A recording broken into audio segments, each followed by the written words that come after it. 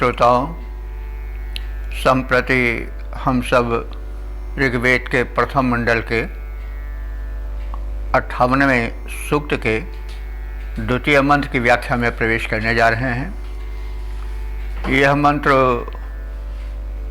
जगती नामक छंद में निबद्ध है। मंत्र दृष्टा ऋषि हैं नोधा गौतम और देवता हैं अग्नि। शीर्षक है वेदी में ज्वलित हव्यवाह अग्निदेव। तो अब संबंधित मंत्र का पाठ हो जाए। ओम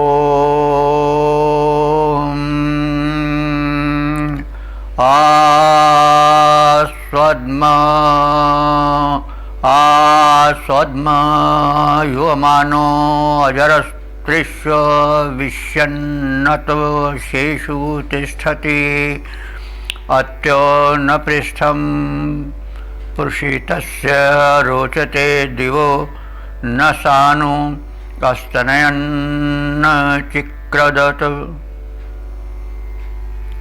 शब्दार्थ जाने। अजरः यह अग्निदेव का विशेषण है। अग्निदेव कैसे हैं?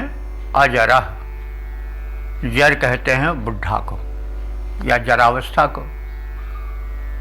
तो अग्निदेव जरावस्था से दूर हैं, अजर हैं, अजरः। अग्नि का जो स्वरूप पहले था सतयुग में, वही आज भी है, आगे भी रहेगा। कोई शिकन नहीं, कोई वृद्धावस्था का लक्षण नहीं। प्रज्वलित अग्नि की बात कही जा रही है, जो वेदी में जल रही अग्नि, वो अजर है।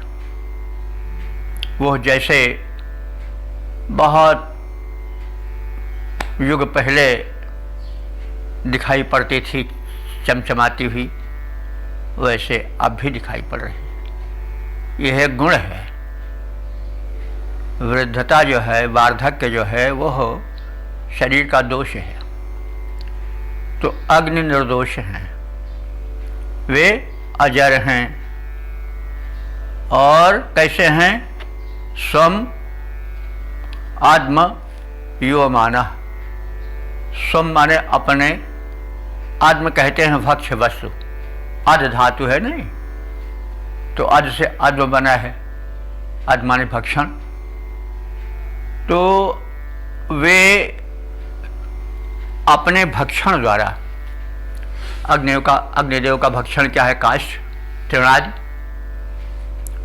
तो वे वेदी गत, हव्यकुंड गत जो अग्नि आदि है, आहुति आदि है, उसका आदमन यानी उसका भोजन करते हैं और उससे वे युवमानः माने युवक बने रहते हैं। तो तेजी पूर्ववत उनमें स्थिर रहती है। और कैसे हैं? त्रिषु अविश्यन। त्रिषु का अर्थ होता है तुरंत, और अविश्यन माने होता है खाना पाकर, खाद्य पाकर। तुरंत खाद्य पाकर कहने का मतलब अग्निदेव ज्वलित हैं काष्ठ के संयोग से। उसके पश्चात फिर उनको भोजन क्या मिला? तुरंत आहुति का मिला। तो वे तत्काल आहुति का आहार पाकर के अततेषु तिष्ठति। अततेषु माने काष्ठों पर, काष्ठ पर। अतत कहते हैं काष्ठ को, और अततेषु माने काष्ठों पर। काष्ठों पर विराजमान हो जाते हैं। आहुति मिल जाती है।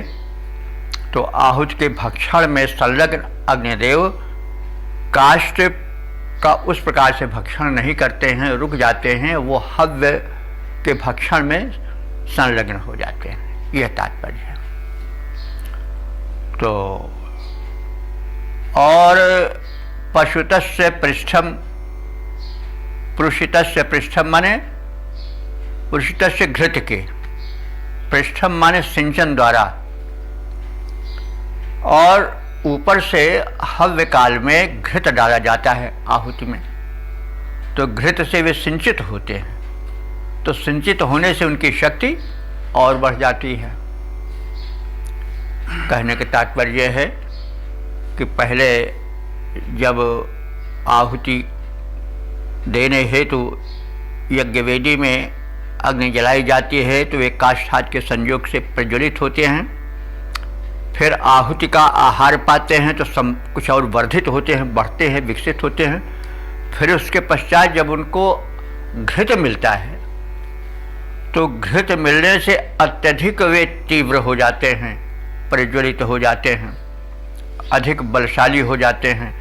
इसके लिए उपमा दी जा रही है कि अत्यहना, उस समय वो अत्य की तरह हो जाते हैं। अत्य कहते हैं घोड़े को, अति, अत्य घोड़ा, ना माने समान, जैसा कई बार कहा जा चुका है कि जब संज्ञा के बाद में ना आता है तो वो समानार्थक होता है, पहले आता है तो निषेधार्थक, निषेध यानी नकारात्मक, नेगेटिव आंसर उसका आता है। तो प्रथम अग्निदेव यज्ञ कुंड में काष्ठ के संयोग से प्रज्वलित हुए, पश्चात आहुति डाली गई, उससे उनमें और तीव्रता आई। तत्पश्चात घृत का संयोग हुआ, घृत का क्षेपण हुआ, उसके द्वारा उनमें बलशालिता आई, अत्यधिक बलवान हो गए और उनकी स्थिति क्या हो गई? अत्यहना, वेगवान घोड़े के समान वे हो गए। तो द्योः सानुना, इस समय जब वो घृत से प्रज्वलित हो गए तो द्योः माने अंतरिक्ष के, आकाश के, आकाश में सानु कहते हैं चोटी को, आकाश में चोटी के समान। तो आकाश में जो चोटी होती है वो मेघ खंडों की होती है। तो जैसे आकाश में मेघ खंड हो जाते हैं आरूढ़ और वे गर्जन करने लगते हैं, वही दृश्य उपस्थित होता है जब अग्निदेव घृत का सिंचन पाते हैं, प्रज्वलित हो जाते हैं, तो उनमें एक प्रकार की ध्वनि निकलने लगती है, एक स्वन होने लगता है। तो उस स्वन की, उस ध्वनि की उपमा ऋषि दे रहा है कि जैसे आकाश में छाए हुए बादल गरजते हैं वैसे अग्निदेव भी मृदु गर्जन करते हैं। अस्तनयन कहते हैं गर्जन करते हुए, अस्तन, अस्तनयन, अस्तयन, अस्तनयन माने गर्जन करते हुए। अचिक्रदत, पुनः पुनः शब्द करते हैं, अचिक्रदत माने फिर फिर शब्द करते हैं। आप ध्यान करिए कि जिस समय आहुति डालने के समय घृतादि पड़ता है तो जब प्रज्वलित अग्निदेव हो जाते हैं तो बड़े वेग से उठते हैं, समझ पड़ता घोड़ा उछल रहा हो, और उसके बाद एक ध्वनि सी भी निकलती है जलने वाली कुछ सी। तो उस ध्वनि को, यानी प्रज्वलित अग्निदेव एक ध्वनि करते हुए चलते हैं और उसका एक दृश्य खींचने की चेष्टा कर रहा है ऋषि कि प्रथम वेदी में अग्निदेव जो हैं वो प्रज्वलित किए जाते हैं, फिर आहुति डाली जाती है, उससे वो कुछ दीप्त होते हैं, उसके पश्चात फिर उसमें घृत डाला जाता है। तो घृत डालने से अग्निदेव में अधिक तीव्रता आ जाती है और वे ऊंचे उठने लगते हैं और एक गर्जन जैसी हल्की सी ध्वनि निकलने लगती है। ऐसा प्रतीत होता है कि आकाश में धीरे धीरे बादल गरज रहे हों। तो यह एक प्रकार से शब्द चित्र खींचा गया है आहुति डालने और घृताहुति पाने पर अग्नि का दृश्य हव्य कुंड में क्या होता है इस रूप में। तो अब शब्दार्थ जानने के पश्चात हम एक सपाट रूप से भावार्थ जान लें।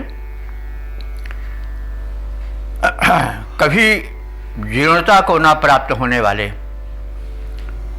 यानी वृद्ध न दिखाई देने वाले अग्निदेव हवियों को प्राप्त करके समिधा कहते हैं काष्ठ आदि जो होते हैं जिससे कि प्रज्वलन होता है, तो वे समिधाओं पर दीप्तिमान होते हैं, घृत के सिंचन से प्रदीप्त होकर उत्थित हो जाते हैं, ऊपर उनकी ज्वालाएं उठने लगती हैं और ऊपर उठती हुई धधकती ज्वालाएं ऐसी प्रतीत होती हैं कि मानो आकाश में मेघ छा गए हों और वह मंद मंद मृदु मृदु गर्जन कर रहे हों। अग्निदेव शब्द करते हुए इस प्रकार से सुशोभित होते हैं। थोड़ी काव्यात्मकता है और ऋषि ने एक दृश्य नेत्रों के सामने खींचने की चेष्टा की है कि अग्निदेव ऐसे उठ रहे हैं, ज्वाला उनकी घृत पड़ रहा है, हल्की सी ध्वनि निकल रही है, मानो धीरे धीरे मेघ गरज रहे हैं, कुछ ऐसी प्रतीति होती है। तो वैदिक युग जो था वो यज्ञ का युग ही था और यज्ञ को छोड़ करके हम लोगों ने बड़ी भूल की है। आज के प्रदूषण का सारा जो कारण है वो यज्ञ जीवन को छोड़ देना है। हम लोग छोटे थे तो और नहीं तो हर घर में अगियार तो होती ही थी, घृत और ये चंदन वगैरह की लकड़ी या धूप की लकड़ी को मिला करके, गुड़ मिला करके हर व्यक्ति वो जो था वो अगियार करता था, वही छोटे रूप में उसके है, तो उससे शोधन होता था पर्यावरण का। आज उसके अभाव हो जाने के कारण पूरा पर्यावरण प्रदूषित हो गया है और दवा की लकड़ी कहाँ तक सहायता देगी। इसलिए अच्छा होगा कि हम फिर यज्ञ धर्मी बने और घर घर में इसी प्रकार का दृश्य हो जैसा ऋषि ने वर्णन किया है। जब अब इसका पद रूपांतरण देख लें। जब हवन क्रिया होने लगती, जब आहुति डाली जाती है, प्रज्वलित पुण्य पावक लपटें तब अद्भुत शोभा पाती। जीर्णता रहित जब अग्निदेव प्रिय खाद्य हव्य निज पाते हैं, समिधा पर दीप्तिमान होकर घृत सिंचन से बढ़ जाते हैं। उत्थित लपटें होती प्रतीत जो अश्वथिरकने, उत्थित लपटें होती प्रतीत जो अश्वथिरकते गति वाले मृदु शब्दित ध्वनि क्षण क्षण होती जो मेघ गरजते मत वाले। यह यज्ञ वेदिका की शोभा किसका मन नहीं लुभाती है। जब हवन क्रिया होने लगती, जब आहुति डाली जाती है, प्रज्वलित पुण्य पावक लपटें तब अद्भुत शोभा पाती। ओम वेद प्रेमियों, सुधी श्रोताओं, संप्रति हम सब ऋग्वेद के प्रथम मंडल के 53वें सूक्त के तीसरे मंत्र की व्याख्या में प्रवेश कर रहे हैं। यह मंत्र जो है वो जगती नामक छंद में निबद्ध है। मंत्र दृष्टा ऋषि हैं नोधा गौतम और देवता हैं अग्नि। शीर्षक है हव्यवाह धनप्रद अग्निदेव। तो अब संबंधित अर्थ को समेटे हुए मंत्र का प्रथम पाठ हो जाए। ओम क्राणारुद्रेभिर्वसुभिः पुरोहितो होता निषत्तो रैषादमर्त्यः रथो न विक्ष्वृञ्जसान आयुषु व्यानुषगवार्या देव ऋण्वती। शब्दार्थ जाने। क्राणा कहते हैं कर्तृत्वशील अर्थात कर्मनिरत, कर्मठ। रुद्रे भी, रुद्र का तृतीया बहुवचन है रुद्रे भी, यानी रुद्रों द्वारा एकादश रुद्र होते हैं, ये सब आप जानते हैं। तो एकादश रुद्रों द्वारा वसुभी माने वसुओं द्वारा 8 वसु होते हैं, तो इन 8 वसुओं द्वारा हे अग्निदेव तुम पुरोहिता आगे सबसे बैठाए गए हो, अग्रगण्य बनाए गए हो। यानी तुमको दिव्य शक्तियों में जो मान शक्तियां हैं, रुद्र और वसु, इन्हें तुम्हें मान्यता प्रदान करके अग्रगामी बनाया है, अगली पंक्ति में बैठाया है। अग्नि का सबसे पहले आवाहन होता ही है और यह मान्यता दिव्य शक्तियों द्वारा दी गई है। तो आप जो हो कैसे हो? होता हो। होता कहते हैं दिव्य शक्तियों के आवाहक को। अग्नि जो है दिव्य शक्तियों का आवाहन करती है। अग्निदेव जो है दिव्य शक्तियों का आवाहन करते हैं। और अमर्त्य, अमर्त्य माने वे अमर हैं, कभी उनका अंत नहीं होता है। और रईषा, रईषाठ, रईषाठ कहते हैं शत्रुओं के धन को। वे शत्रुओं के धन को छीन करके देवा निशंत, देवों को देते हैं। यह दिव्य शक्तियों का प्रथम लक्षण है। छीन झपट तो सब लेते हैं, राक्षस भी लेते हैं, दुष्ट भी लेते हैं, लेकिन उस छीन झपट कर लिए गए का उपयोग कैसे होता है, यह प्रमुख चीज़ है। तो अग्निदेव दिव्य हैं, वे दुष्टों से धन को छीन लेते हैं और उसे जो दिव्य जन हैं, महापुरुष हैं, सज्जन हैं, उनमें वितरित करते हैं। और इस प्रकार से शत्रुओं के धन का अपहरण कर लेते हैं। शत्रु कौन है? जो कुवृत्ति यानी कुमार्ग पर चलने वाले हैं। तो इस प्रकार से हे देव आप विराजमान हो, सुशोभित हो।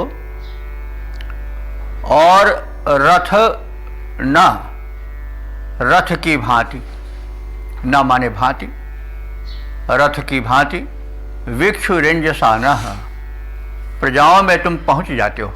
रथ तीव्र गति वाला होता नहीं, तो जैसे रथ को प्रजाओं तक, जनता के मध्य तक पहुंचने में देर नहीं लगती है, वैसे तुम पहुंच जाते हो जन मंडल में, उसके शुभेच्छु बन करके।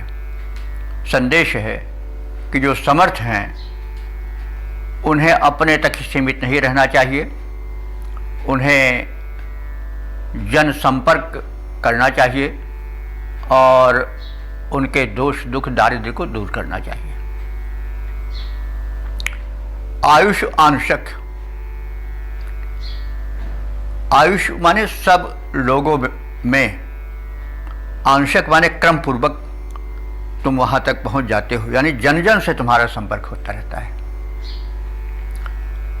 तो कार्या वीरणवती, और तुम सबके, वार्या कहते हैं स्वीकार करने योग्य, वर्णीय धन को लाकर उन्हें ऋणवती माने प्रदान करते हो।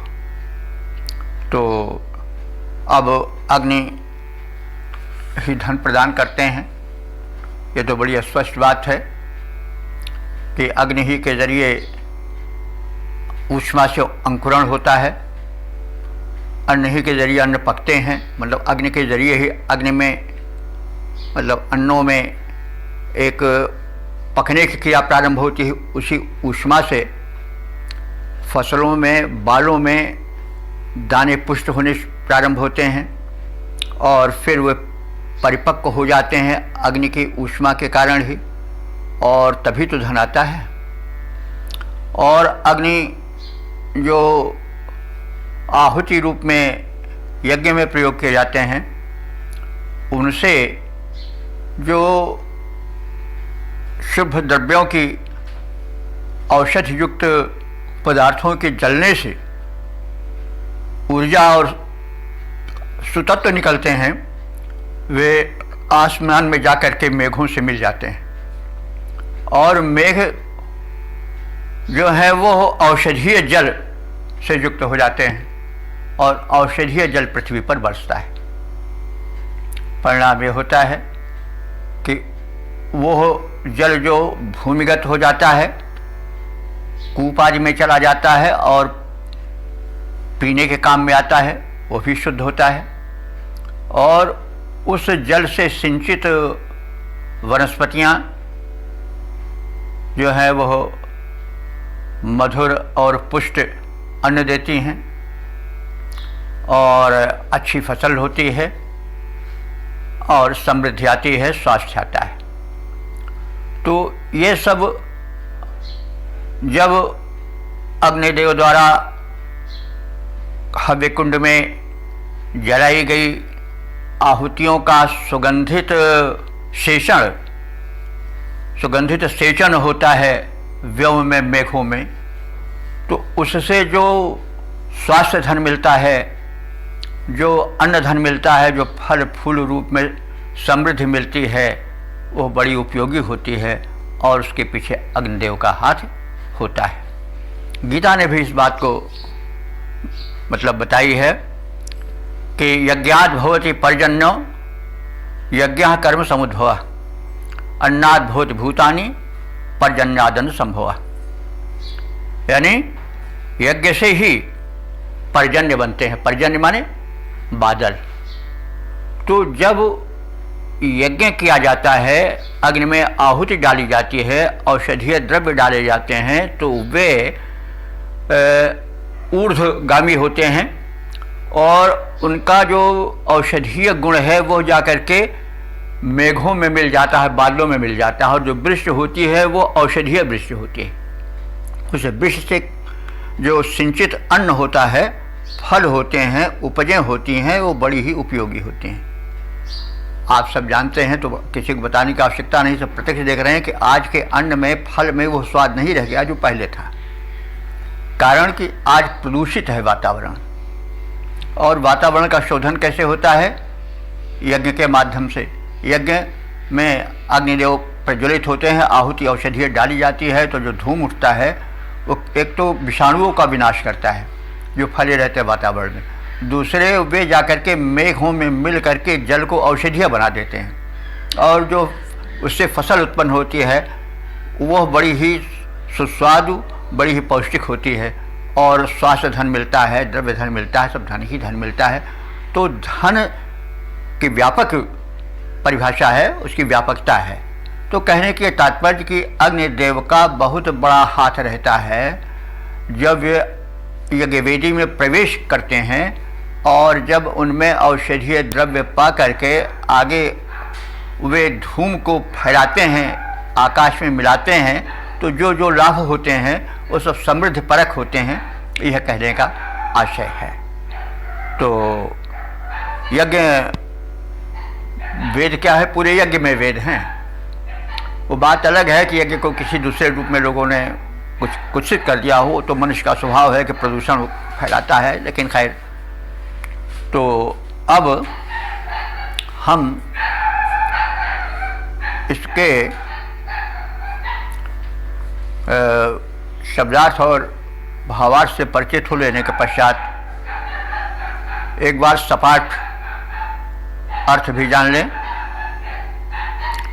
हे सक्रिय अर्थात यज्ञादि कर्मों में कुशल अग्निदेव, आप रुद्रों वसुओं द्वारा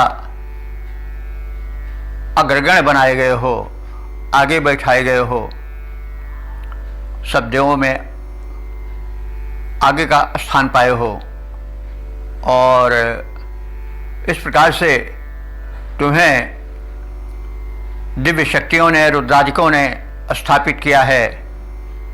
तुम अमर हो और शत्रुओं के धनों को जीतकर यहाँ लाने वाले रथ की भांति प्रजाओं में पहुंचकर उनमें क्रमशः शेष धन प्रदान करते हो। तो शेष धन कैसे मिलता है, इसके विषय में संक्षिप्त बात बताई गई है कि जब अग्नि का शुद्ध प्रारूप आहुति द्वारा वातावरण में फैलेगा तो उससे स्वास्थ्य धन मिलेगा, अन्न के रूप में समृद्धि बढ़ेगी, जलवायु शुद्ध होगी। ये सब चीज़ें होती हैं। तो इन्हीं से जोड़ करके हमें देखना चाहिए कि अग्निदेव कैसे समृद्धि देते हैं। नहीं तो ऐसे कम समझ में आता है कि अग्निदेव कैसे समृद्धि देते हैं। समृद्धि तो हमें हमारे दफ्तर में मिलती है या खेतों में मिलती है, लेकिन उसके पीछे अग्नि का बड़ा भारी हाथ रहता है। इसको समझें। सब मिला करके जो ऋषि है वो जो यज्ञ कर्म है उसकी ओर प्रकाश डालता है, प्रेरित करता है। तो अब इसका पद रूपांतरण देख लें।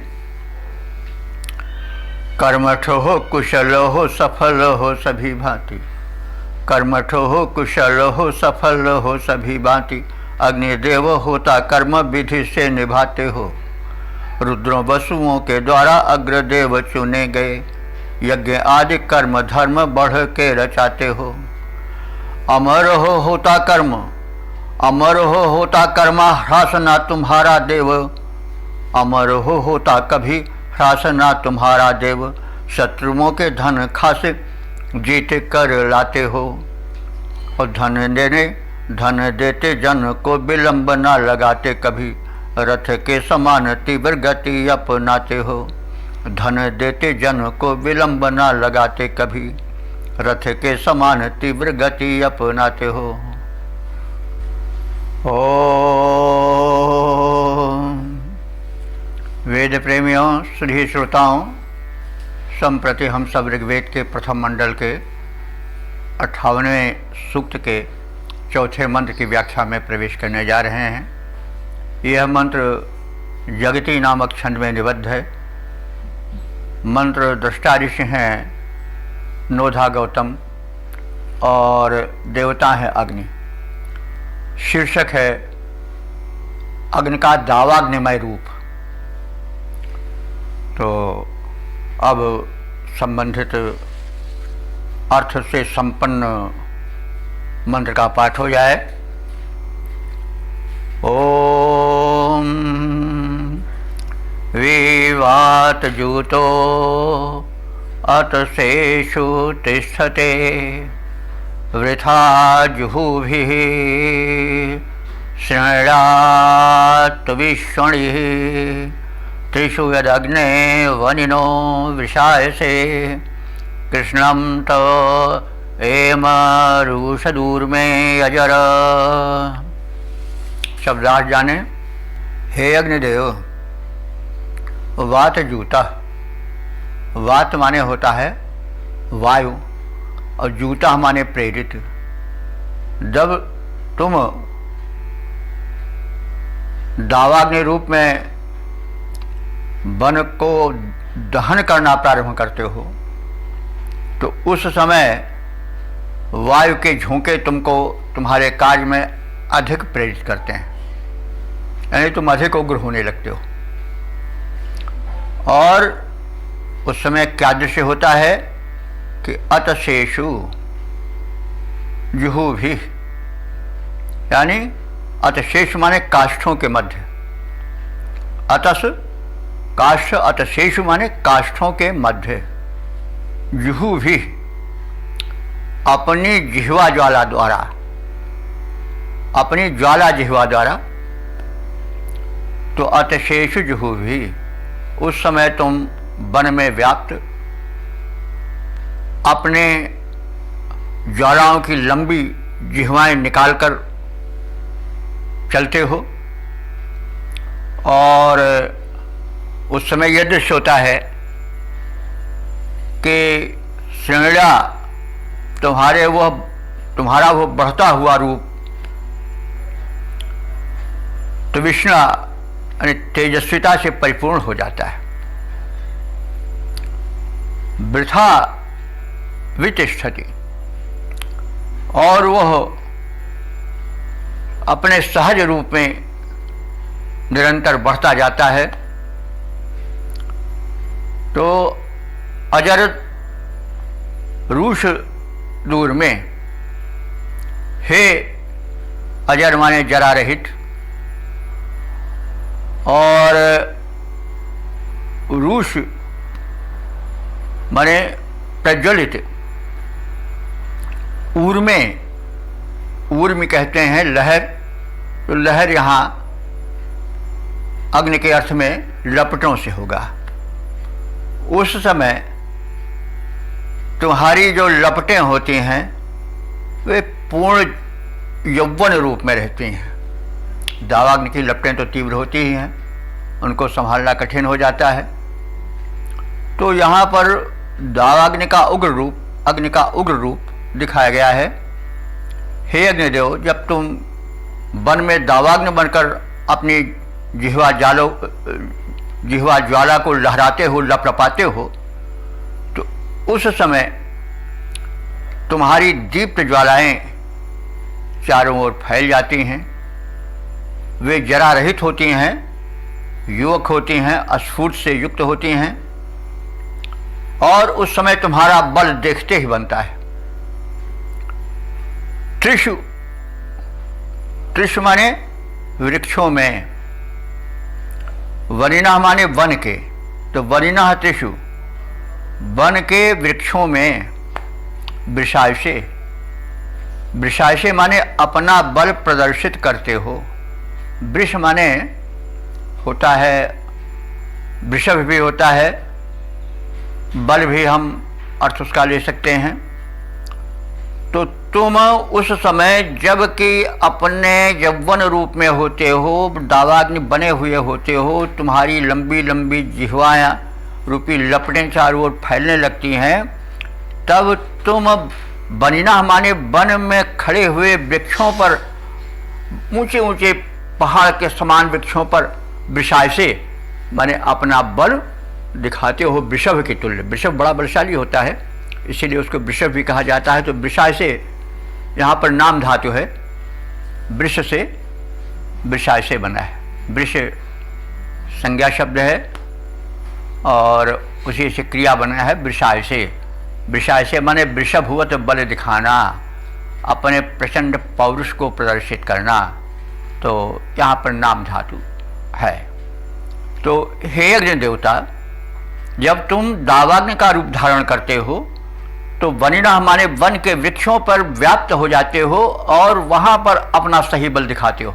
ऊंचे ऊंचे वृक्ष तुमसे त्राहि मांगने लगते हैं, भस्म होने लगते हैं, और उस समय तुम क्या करते हो, तुम्हारा रास्ता कोई रोक नहीं पाता है। और वे ते एम, के माने तुम्हारे, एम माने होता है मार्ग, राह, और तुम्हारी जो राह है वो उस समय कृष्णा माने काला रूप धारण कर लेती। तो जब दावाग्नि वनों को जलाती हुई आगे बढ़ती है तो पीछे क्या छोड़ जाती है, काला काला अपना पंथ राह। और यह बताती चलती है अग्नि की, देखो तुम लोग जानो कि हम इसी राह से गए हैं। सीधा अर्थ है कि जब दावाग्नि का प्रज्वलन होता है तो उस समय वायु के झकोरे से उसका वेग और तीव्र हो जाता है, और वे वन वृक्षों के मध्य अपने तेजस्वी रूप को प्रकट करते हैं, और तड़तड़ का या इस प्रकार का जो जलने का शब्द होता है वो निकलने लगता है वृक्षों से। और उस समय जो है वो लहरें, जैसे लहरें उठती हैं समुद्र में, वैसे अग्निदेव की लपटें उठती हैं, बड़ी तीव्र होती हैं, बड़ी प्रभावशाली होती हैं। और जो बड़े बड़े पहाड़ की तरह वृक्ष खड़े रहते हैं उन पर तुम वृषायसे माने अपना पौरुष दिखाते हो कि तुम टिक नहीं सकते हो हमारे सामने, अपने बहुत ऊंचे होने के गर्व को त्याग दो। और इस प्रकार से अग्निदेव वन पर विजय करते हुए, जलाते हुए आगे बढ़ते जाते हैं और काला काला अपना पथ बनाते चलते हैं कि देखो हम इसी रास्ते से गुजरे हैं। तो यह आलंकारिक वर्णन है और अग्निदेव की प्रचंडता का वर्णन है। और भाई प्रचंड होने पर उसको कोई रोक नहीं सकता है, इससे प्रचंडता भी आवश्यक होती है कभी कभी। और भाई देखो, जब प्रचंड रहता है तभी काम चलता है। दीपक में भी तो अग्नि का रूप रहता है और दावाग्नि में भी अग्नि का रूप रहता है और वायु दोनों का के साथ रहती है। लेकिन इस पर एक नीतिज्ञ ने, कवि ने यह विचार व्यक्त किया कि भाई सबय सहायक सबल को और निर्बल को सहाय, और दीप बुझाव अग्नि बुझावत दीप कहाँ, वायु बुझावत दीप कहाँ, और आगे ही देती बढ़ाई। वही हवा जो ज्वलनशील तीव्र अग्नि के प्रचंड वेग को बढ़ाती है, वही हवा उसी अग्नि के एक कमजोर स्वरूप दीपक को बुझा देती है। तो सब सहायक, तो कवि तो विचारक तो हर जगह एक संदेश देखता है। तो सब सहायक सबल को, निर्बल को न सहाय, और पवन बढ़ावत अग्नि को, और दीप ही देत बुझाई। तो संदेश हर जगह मिलता है प्रकृति में। जो विचारक होते हैं वे उस संदेश को ग्रहण करते हैं और वो तदनुकूल अपने जीवन को ढालने की चेष्टा करते हैं। ऋषि ने भी इसमें दिया है कि अग्नि का प्रचंड रूप दुर्निवार होता है, उसे कोई रोक नहीं सकता है। वो अपना रास्ता अपने आप बनाता चलता है, दावाग्नि, और उसे कोई रोक नहीं पाता है। पहाड़ की तरह ऊंचे ऊंचे वृक्ष उसकी जिह्वा ज्वाला जिह्वा द्वारा चट कर लिए जाते हैं, समाप्त कर दिए जाते हैं। तो इस प्रकार से दावाग्नि के द्वारा एक संदेश भी मिला और साथ ही साथ उसका एक दिव्य प्राकृतिक दृश्य भी देखने को मिला। और यह जो मंत्र है बड़ा प्रभावशाली है। एक चित्र प्रस्तुत करता है दावाग्नि, जंगल में लगी आग का। इसका पद्य रूपांतरण देख लें। हे अग्निदेव, दावाग्नि बने जब जंगल में मंडराते हो, प्रेरित समीर के द्वारा तब निज उग्र रूप दिखलाते हो। जिह्वा ज्वलंत लप लप करती, जिह्वा ज्वलंत लप लप करते, भरती धुधु की ध्वनि विशाल, वन विटप जलाते जाते हो, साड़वत शब्द करते कराल। निज गमन मार्ग को कृष्ण बना, पद चिन्ह छोड़ते जाते हो।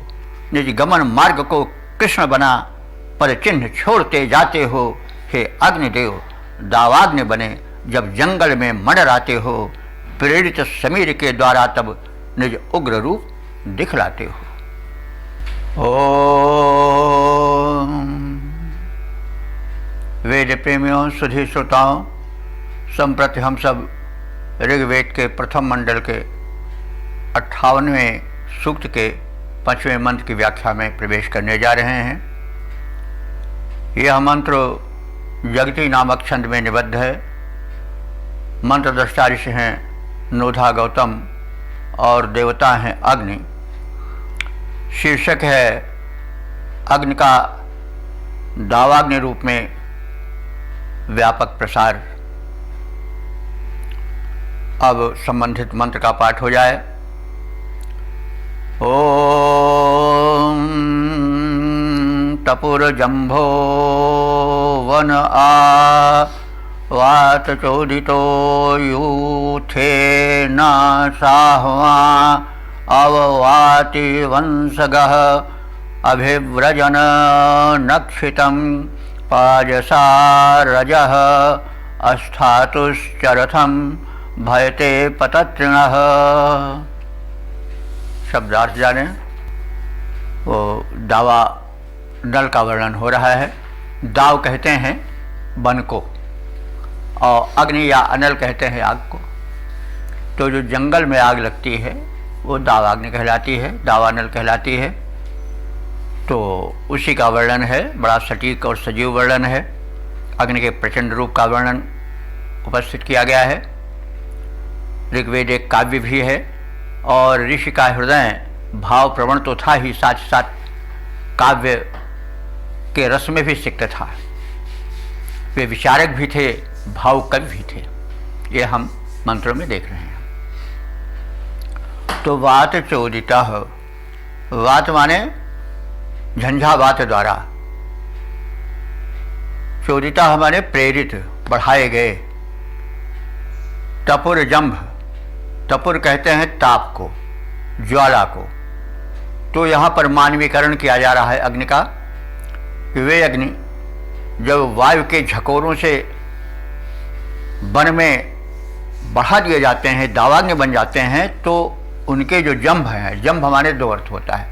जंभ हमारे जबड़ा होता है और जंभ हमारे अस्त्र भी होता है।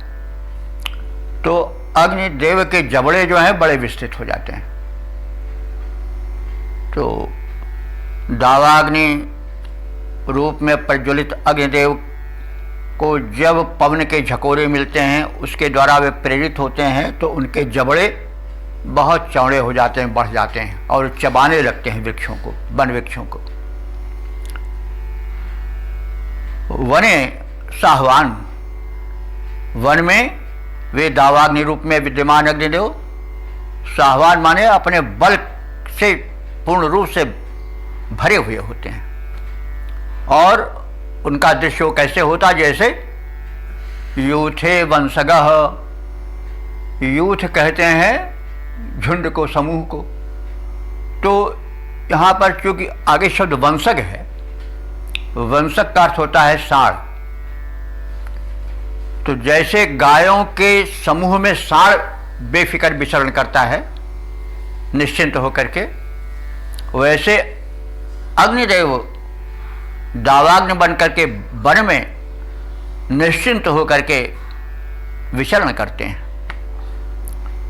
और अववाति, वाति माने चलते हैं, घूमते हैं। वन में वे निश्चिंत होकर के निशंक भाव से विचरण करते हैं। उनका पथ कोई नहीं रोक सकता। उसके लिए उपमा दी गई। वेदों से उपमा अलंकार भी निकला है, सब कुछ वेदों से ही निकला है। उन्होंने बताया कि वे जैसे गाय के समुदाय में जो है वो साढ़ निर्भय विचरण करता है, वैसे उस पूरे भयावह जंगल में जिसमें सिंह, व्याघ्राज, तमाम अजगराज भरे रहते हैं, उसमें अग्निदेव बिल्कुल निश्चिंत होकर के विचरण करते हैं। तो अक्षितम रजः, अक्षत अंतरिक्ष में, क्योंकि अंतरिक्ष तो व्यापक है, उसका विशेषण दिया गया अक्षत अंतरिक्ष में, यानी व्यापक अंतरिक्ष में जो कभी नष्ट नहीं होता है। पाजसा अभिव्रजन, पाजसा माने बल द्वारा, पाज, पाज माने होता है बल, पाजसा माने बल द्वारा। अभिव्रजन, अपने बल से विचरण करते हैं। वो कहाँ? अंतरिक्ष में। अंतरिक्ष में विचरण करने का मतलब क्या हुआ कि लपटें इतनी ऊंची ऊंची उठती हैं कि समझ पड़ रहा है कि आकाश में विचरण कर रहे हैं। तो उस समय प्रचंड हुए दावानल रूप में व्यापक अग्निदेव गगन मंडल में विचरण करते हैं निशंक होकर के। ऊंची ऊंची लपटें उनकी छा जाती हैं नभमंडल में, यह कहने का तात्पर्य। तो पततृणः, पततृण कहते हैं पक्षी को, क्योंकि पखना वही उनका त्राण होता है, उससे उनकी रक्षा होती है, तो पततृणी कहे जाते हैं। तो पक्षी जैसे आकाश में विचरण करते हैं निराधार निशंक होकर के, वैसे दावाग्नि रूप में ऊंची ऊंची लपटों वाले अपने लपट रूपी जबड़े को फैलाए हुए अग्निदेव विचरण करते हैं आकाश में। कैसे? जैसे बड़े बड़े पक्षी उस निराधार आकाश में निशंक होकर के विचरण करते हैं। और उस समय भयते, भयते माने भयभीत हो जाते हैं। कौन? जड़ जंगम सभी प्राणी। उस समय दावानल रूप में अग्निदेव का इतना विकराल रूप होता है कि सचराचर अस्थातु चरथम, अस्थातु माने जो जड़ हैं और चरथा माने जो चरणशील हैं, विचरणशील हैं, यानी जड़ और चेतन दोनों प्रकार के प्राणी अग्निदेव के उस भयंकर स्वरूप को देख करके भयभीत हो जाते हैं। तो यह तो शब्दार्थ हो गया संक्षेप में। अब हम भावार्थ का अवलोकन कर लें। वायु प्रेरित ज्वालारूप कराल दाढ़ों वाले अथवा अस्त्रों वाले अग्निदेव, जब तुम वन में अपने बल से वैसे ही विचरण करते हो निशंक होकर के, जैसे गायों के झुंड में साढ़ विचरण करते हैं, तो उस समय तुम्हारी लपटें बड़ी तीव्र होती हैं, वे आकाश को छूती हुई लपलपाती हुई दिखती हैं। तब तुम ऐसे प्रतीत होते हो कि मानो खगराज गगन में निशंक होकर के विचरण कर रहे हो और तुम अपने विजय पताका आकाश में फहराते हो। तुमसे जड़जंगम जगत तुम्हारी विकरालता को देख करके उस समय भयभीत हो जाते हैं। तो यह प्रकृति चित्रण भी है और यह भी संदेश है कि व्यक्ति जब विकराल हो जाता है और जो अपने को बहुत बीहड़ जंगल के रूप में भयावह मानते हैं कि हमारे पास कौन आवेगा, हमारे पास तो शेर हैं, हमारे पास बाघ हैं, हमारे पास बड़े बड़े भयंकर एनाकुंडा हैं और अजगर आदि तमाम वन्य हैं, हिंसक हैं, हम में कौन प्रवेश कर पावेगा। उस समय तो उनके दर्प को चूर करते हो। भूल जाओ, हम आएंगे तो सब भागेंगे दुम दबा करके। तो अग्नि के प्रचंड रूप का यहाँ पर चित्रण किया गया है और प्रचंड हो जाने पर सब भाग जाते हैं। तो इसमें काव्य भी है, संदेश भी है कि दुष्टों से डरना नहीं चाहिए। पद रूपांतरण देखें।